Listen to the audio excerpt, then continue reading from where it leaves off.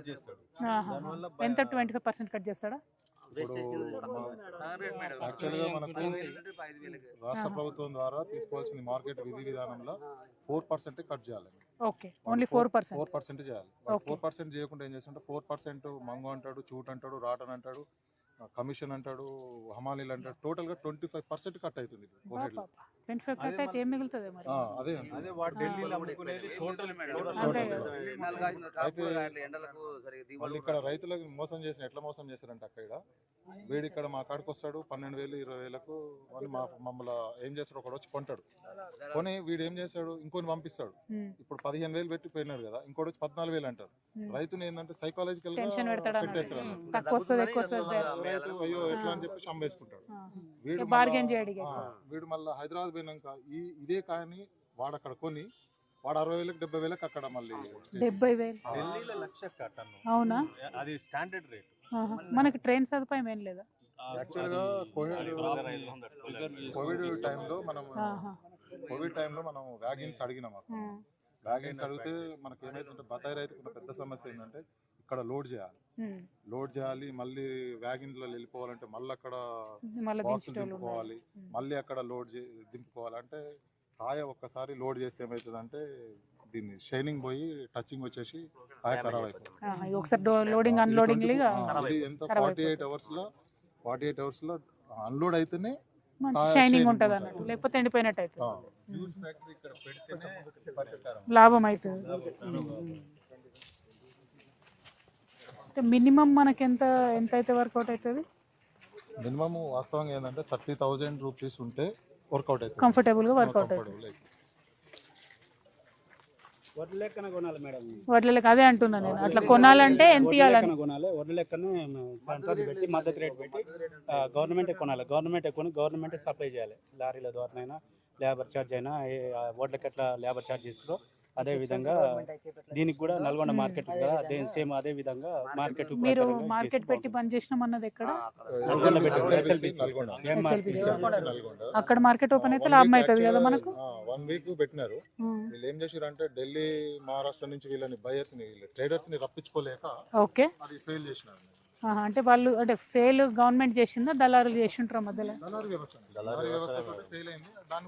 అదేంటన్నా machine దేనికి? అచ్చా, ఇవి చుట్టడానికి దున్నటానికి చేంజింగ్ చేసినప్పుడు అడ్డం రాకుండా రోటర్ పెట్టి వేసినప్పుడు ఇది మొత్తం పైప్ చుట్టేసి మళ్ళీ తీసి మళ్ళీ వేసుకుంటాం. ఓకే, దున్నేటప్పుడు అడ్డం రాకుండా పైప్ దాని లెక్కనే కొనాలి మేడం. బతాయిని 30,000 అయినా 50,000 అయినా అక్కడ ఉన్న రేటుని బట్టి మార్కెట్ బట్టి కొనాలి. వడ్ల లెక్కనే అమాలి. అంటే ఇది ఎవ్రీ సీజన్ మళ్ళీ దున్నుతారా? దున్నితేనే మంచిగా వస్తుందా? అంతేనా? మళ్ళీ గడ్డి మందు కొడుతురా మీరు కూడా? తగ్గించేసి మంచిది కాదు అది. రోడ్డు పెట్టి వేసుకుంటే గడ్డి కటింగ్ అవుతుంది, మంచిగా కల్టివేషన్ అయ్యి మంచిగా ఇస్తుంది అన్నట్టు. కానీ మధ్యలో వేరే క్రాప్ వేయరా? ఇంటర్లేసింగ్ క్రాప్స్ వేరుశెనగ వేస్తారా? చిన్నగా ఉన్నప్పుడు. పెద్దగా అయినాక ఎందుకు?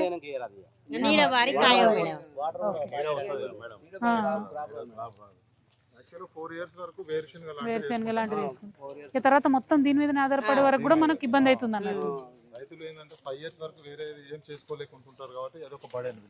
అంటే ఇప్పుడు 5 ఎకరాలు ఉన్న రైతు మొత్తం 5 ఎకరాల తోటనే పెడతాడా? ఒక ఎకరం మళ్ళీ సేద్యం వేరే చేసుకుంటారు ఉంటుందా? పంట పొలం ఇచ్చి పెడతారా? ప్యాడీ ఉంచుకుంటారు. మనం ఏమంటున్నాం అంటే ఇంటర్ క్రాప్ పెట్టడం కొరకు కూడా సబ్సిడీలు ఇవ్వమని అంటున్నాం గవర్నమెంట్. ఇంటర్లేసింగ్ క్రాప్స్ పెట్టడానికి కూడా సబ్సిడీ. ప్రవీణ్,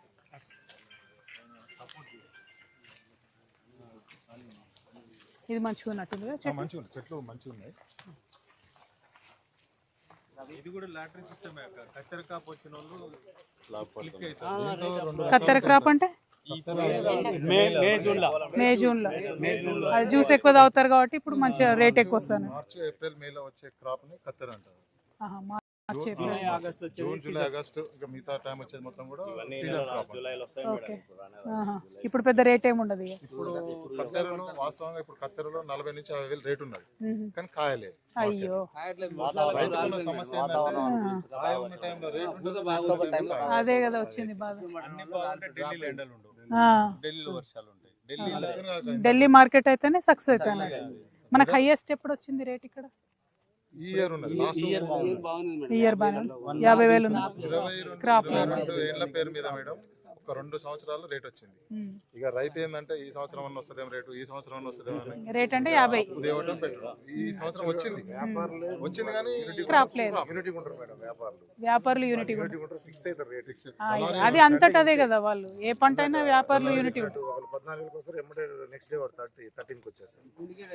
ఇప్పుడు మీరు సంగమం పెట్టి మన రైతులంతా సిండికేట్ గారాదా మరి? మేడం అంటే ఇప్పుడు రైతు కూడా 30 సంవత్సరాల ముందు 10,000 అమ్మినాం మేడం మేము ఇదే తోటలో 10,000 టన్ను 10,000 అమ్మినాము. ఇప్పుడు 8,000 అమ్మిన రోజులు కూడా వస్తున్నాయి. అయ్యో అన్యాయం అది. అదే మళ్ళీ మేమే పిలిచి ఇవ్వాల్సి వస్తుంది. వదిలించుకోవాలని కింద పడిపోతున్నాయి కాయలని. 30 సంవత్సరాల ముందు 120 చెట్లు నాకు ఇందులో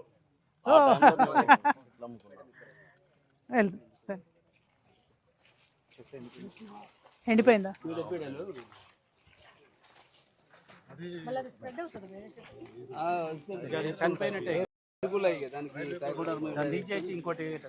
అంతేనా? ఇది వైరస్ మేడం, ఇది వేరుకుళ్ళు అంటాం.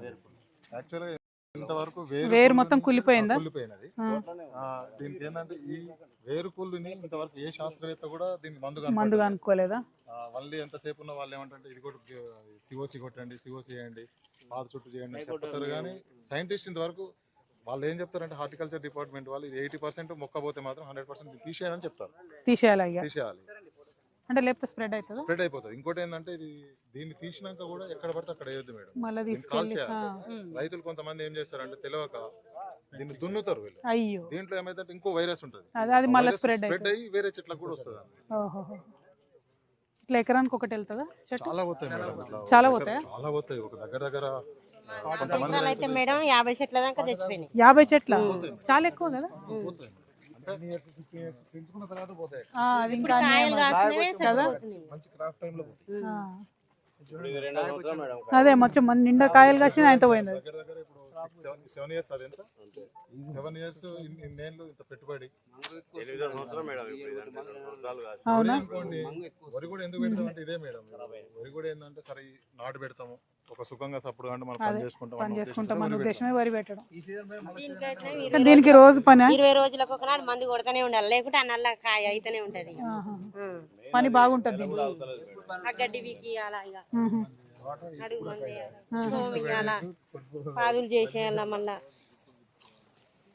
నీళ్ళు పోసినాయా చూసుకోవాలి. అంతే కదా, ప్రతి చోట ట్రిపుల్ తిప్పే పనే ఉంటది. కుదరదు మేడం, నీడ వాడుతుంది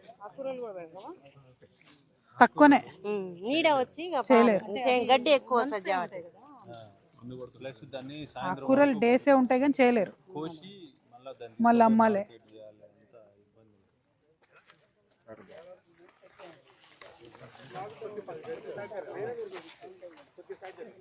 బత్తాయి తోటలో విపరీతమైనటువంటి సమస్య ఏంటంటే లేబర్ సమస్య. అక్కడ మెయిన్ లేబర్ బాగా పడతారు. ఇప్పుడు మనకి ఇది కొట్టాలంటే గడ్డి మందు కొట్టొద్దు అంటారు. గడ్డి మందు కొట్టకపోతేనేమో నెల రోజులకు ఈ లెవెల్లో వస్తుంది. ఈ విధంగా వచ్చింది అనుకోండి, దీనికి ఉన్న పురుగుతోటి మళ్ళీ ఈ కాయ టచింగ్ అంతా వైరస్ వచ్చేస్తుంది. నెలలో ఇంత పెరుగుతుందా? వాటర్ వస్తుంది కదా, డ్రిప్ వస్తుంది కాబట్టి అక్కడ వస్తూనే ఉంటది అన్నట్టు.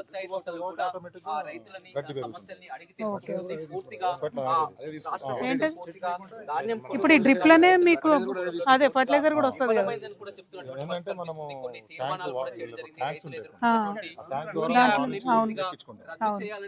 కొంతమంది రైతులు అట్లా చేస్తారు, కొంతమంది రైతులు ఎందుకులే అని చెప్పేసి వాళ్ళే కానీ అట్లా చేస్తే వీడి తగ్గుతుందా? తగ్గుతుంది కదా, డైరెక్ట్ డ్రిప్ కన్నా అట్లా డైరెక్ట్ చేస్తే వీడి తగ్గుతుంది. వాటర్ మంచిగా ఉంటేనేమో దానికి డ్రిప్పుల ద్వారా ఎక్కివచ్చు, లేదంటే మాత్రం కంపల్సరీ మనం మాన్యువల్ చేసుకోవడం. అంతే. మీరు గతంలో పార్టీ పెట్టక ముందు సాగునీటి బాట పట్టి కూడా ఇక్కడ ఉన్నటువంటి పెండింగ్ ప్రాజెక్ట్ అన్ని కూడా పరిశీలించలేదు. మొదటిసారిగా టీఆర్ఎస్ పార్టీ పెట్టాక నల్గొండ జిల్లాకు వచ్చి వాళ్ళ రైతులతో కూడా రౌండ్ టేబుల్ సమావేశం నిర్వహించడం జరిగింది. క్షేత్రస్థాయిలో పరిశీలిస్తున్నారు. రైతులు ఏ సమస్యలు చెప్తున్నారు? ప్రధానంగా రైతుకి చాలా ఘోరమైన సమస్యలు ఉన్నాయండి. కంటిన్యూస్గా ఏ పంట అని కాదు, రైతు అంటేనే సమస్యల నిలయంగా మారినటువంటి పరిస్థితి ఉంది. ఇప్పుడు మనం బత్తాయి తోట పరిశీలిస్తూ ఉన్నాం. బత్తాయి తోటలో కూడా 24 గంటలు పనే ఉంటుంది రైతుకు. కానీ